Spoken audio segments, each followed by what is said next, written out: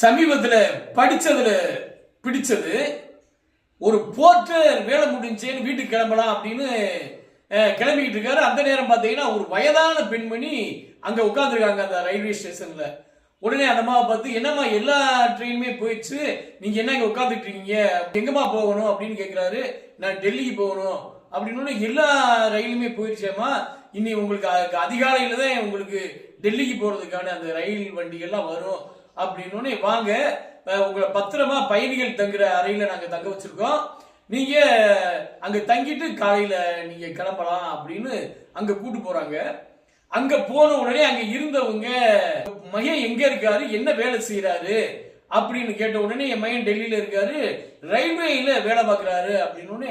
அப்படியே அவர் பேர் என்ன அப்படின்னு கேக்குறாங்க. உடனே அந்த அம்மா சொன்னாங்க, என் மகன் அவன் பேர் லால் நான் கூப்பிடுவேன், ஆனா எல்லாருமே லால் பகதூர் சாஸ்திரி அப்படின்னு கூப்பிடுவாங்க அப்படின்னு அந்த அம்மா சொன்ன உடனே அங்க இருந்தவங்கள மிரண்டு போயிட்டாங்க. இருடா, மத்திய ரயில்வே துறையினுடைய அமைச்சரா இருக்க லால் பகதூர் சாஸ்திரியுடைய தாயாரா இவங்க அப்படின்னு அவங்கள அங்கேயே தங்க வச்சு பத்திரமா அடுத்த நாள் டெல்லிக்கு அனுப்பி வச்சாங்க.